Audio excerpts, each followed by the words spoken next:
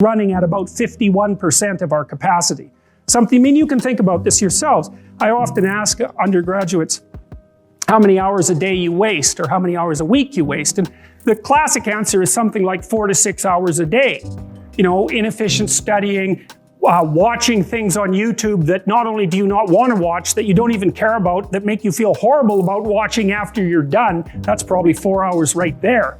You know, you think, well, that's 20, 25 hours a week. It's 100 hours a month. That's 2.5 full work weeks. It's half a year of work weeks per year. And if your time is worth $20 an hour, which is a radical underestimate, it's probably more like 50 if you think about it in terms of deferred wages. If you're wasting 20 hours a week, you're wasting $50,000 a year. And you are doing that right now. And it's because you're young, wasting $50,000 a year is a way bigger catastrophe than it would be for me to waste it, because I'm not going to last nearly as long. And so if your life isn't everything it could be, you could ask yourself, well, what would happen if you just stopped wasting the opportunities that are in front of you? You'd be who knows how much more efficient, 10 times more efficient, 20 times more efficient. That's the Pareto distribution. You have no idea how efficient people get. It's off the charts. Best thing you can do is teach people to write, because there's no difference between that and thinking. And one of the things that just blows me away about universities is that no one ever tells students why they should write something. It's like, well, you have to do this assignment. Well, why are you writing? Well, you need the grade. It's like, no, you need to learn to think, because thinking makes you act effectively in the world. Thinking makes you win the battles you undertake, and those could be battles for good things. If you can think and speak and write, you are absolutely deadly. Nothing can get in your way. So that's why you learn to write. It's like, and I can't believe that people aren't just told that. It's like, it's the most powerful weapon you can possibly provide someone with. And I mean, I know lots of people who've been staggeringly successful and watched them throughout my life. I mean, those people, you don't want to have an argument with them. They'll just slash you into pieces. And not in a malevolent way. It's like, if you're going to make your point and they're going to make their point, you better have your points organized, because otherwise you are going to look like and be an absolute idiot. You are not going to get anywhere. And if you can formulate your arguments coherently and make a presentation, if you can speak to people, if you can lay out a proposal, God, people give you money, they give you opportunities, you have influence. Make it a schedule and stick to it. Okay, so what's the rule with the schedule? It's not a bloody prison. That's the first thing that people do wrong. They say, well, I don't like to follow a schedule. It's like, well, what kind of schedule are you setting up? Well, I have to do this, then I have to do this, then I have to do this, you know, and then I just go play video games, because who wants to do all these things that I have to do? It's like, wrong.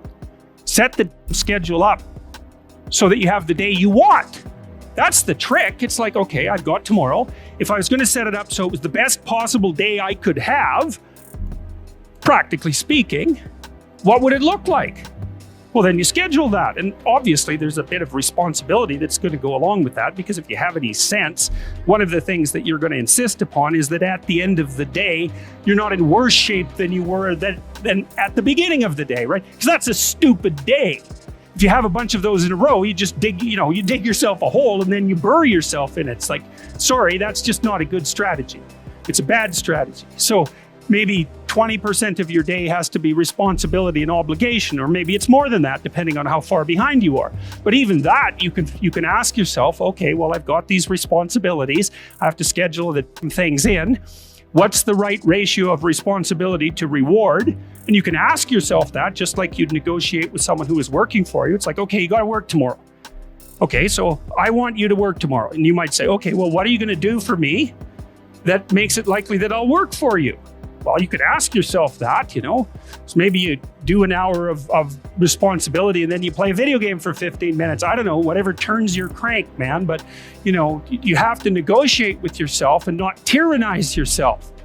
Like you're negotiating with someone that you care for, that you would like to be productive and have a good life. And that's how you make the schedule. It's like, and then you look at the day and you think, well, if I had that day, that'd be good. Great. And you're useless and horrible, so you'll probably only hit it with about 70% accuracy, but that beats the hell out of 0, right? And if you hit it even with 50% accuracy, another rule is, well, aim for 51% the next week, or 50.5% for God's sake, or because you're going to hit that position where things start to loop back positively and spiral you upward. Well, and if we all got our act together collectively and stop making things worse, because that's another thing people do all the time. Not only do they not do what they should to make things better, they actively attempt to make things worse because they're spiteful or resentful or arrogant or deceitful or homicidal or genocidal, or all of those things all bundled together in an absolutely pathological package. If people stopped really, really trying just to make things worse, we have no idea how much better they would get just because of that.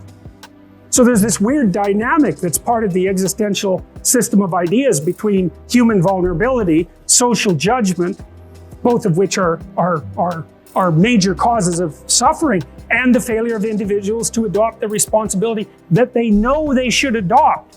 It isn't merely that your fate depends on whether or not you get your act together and to what degree you decide that you're going to live out your own genuine being. It isn't only your fate, it's the fate of everyone that you're networked with. And so, you think, well, there's 9 billion, 7 billion people in the world. We're going to peak at about 9 billion, by the way, and then it'll decline rapidly, but 7 billion people in the world, and who are you? You're just one little dust mote among that 7 billion, and so it really doesn't matter what you do or don't do, but that's simply not the case. It's the wrong model, because you're at the center of a network. You're a node in a network. Of course, that's even more true now that we have social media. You'll know 1,000 people, at least over the course of your life, and they'll know 1,000 people each, and that puts you one person away from 1 million, and 2 persons away from 1 billion. And so that's how you're connected, and the things you do, they're like dropping a stone in a pond. The ripples move outward, and they affect things in ways that you can't fully comprehend, and it means that the things that you do and that you don't do are far more important than you think. And so if you act that way, of course, the terror of realizing that is that it actually starts to matter what you do. And you might say, well, that's better than living a meaningless existence. It's better for it to matter. But I mean, if you really asked yourself, would you be so sure if you had the choice? I can live with no responsibility whatsoever. The price I pay is that nothing matters. Or I can reverse it and everything matters. But I have to take the responsibility that's associated with that. It's not so obvious to me that people would take the meaningful path. Now, when you say, well, nihilists suffer dreadfully because there's no meaning in their life and they still suffer, yeah, but the advantage is they have no responsibility. So that's the payoff, and I actually think that's the motivation. Say, well, I can't help being nihilistic. All my belief systems have collapsed. It's like, yeah, maybe. Maybe you've just allowed them to collapse because it's a hell of a lot easier than acting them out. And the price you pay is some meaningless suffering, but you can always whine about that and people will feel sorry for you, and you have the option of taking the pathway of the martyr, so that's a pretty good deal, all things considered, especially when the alternative is to bear your burden properly and to live forthrightly in the world. Well, what Solzhenitsyn figured out, and so many people in the 20th century, it's not just him, even though he's the best example, is that if you live a pathological life, you pathologize your society. And if enough people do that, then it's hell. Really, really. And you can read the Gulag Archipelago if you have the fortitude to do that, and you'll see exactly what hell is like. And then you can decide if that's a place you'd like to visit, or even more importantly, if it's a place you'd like to visit and take all your family and friends, because that's what happened in the 20th century. No one can live without a routine. You just forget that. If you guys don't have a routine, I would recommend, you get one going, because you cannot be mentally healthy without a routine. You need to pick a time to get up. Whatever time you want, but pick one and stick to it, because otherwise you dysregulate your circadian rhythms and they regulate your mood. Plan a life you'd like to have. And you do that partly by referring to social norms. That's more or less rescuing your father from the belly of the whale. But the other way you do that is by having a little conversation with yourself about as if you don't really know who you are, because you know what you're like. You won't do what you're told. You won't do what you tell yourself to do. You must have noticed that. It's like you're a bad employee and a worse boss, and both of those work, for you. You don't know what you want to do, and then when you tell yourself what to do, you don't do it anyways. You should fire yourself and find someone else to be. But my point is that you have to understand that you're not your own servant, so to speak. You're someone that you have to negotiate with, and you're someone that you want to present the opportunity of having a good life to. And that's hard for people because they don't like themselves very much. So, they're always like cracking the whip and then procrastinating, and cracking the whip and then procrastinating. And it's like, God, it's so boring and such a pathetic way of spending your time. I think what you have to do, and this is part of humility, is you have to look around you within your sphere of influence, like the direct sphere of influence, and fix the things that announce themselves as in need of repair. But one of the main reasons that people don't get what they want is because they don't actually figure out what it is.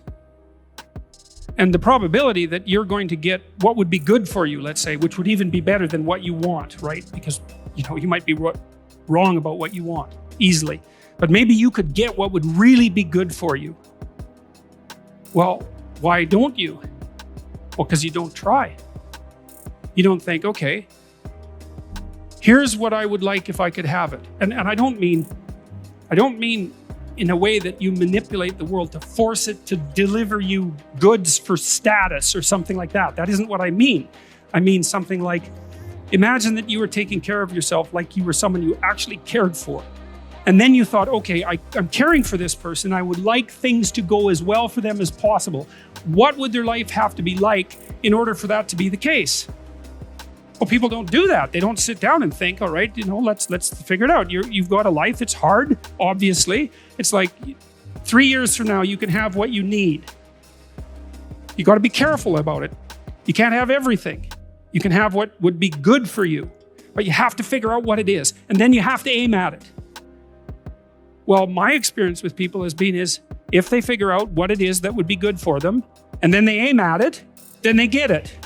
And it's strange because it's a strange thing. It's not quite that simple because, you may formulate an idea about what would be good for you, and then you take 10 steps towards that, and you find out that your formulation was a bit off. And so you have to reformulate your goal. So you're kind of going like this as you move towards the goal. But a huge part of the reason that people fail is because they don't ever set up the criteria for success.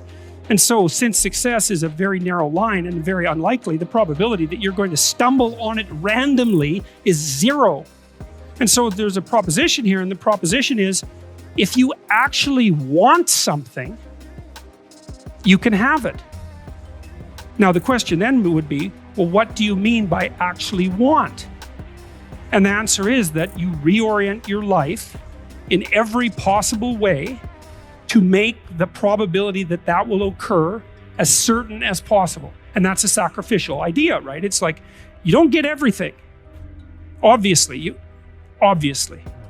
But maybe you can have what you need. And maybe all you have to do to get it is ask. But the asking isn't a whim or today's wish. It's like, you have to be deadly serious about it. You have to think, okay, like I'm taking stock of myself.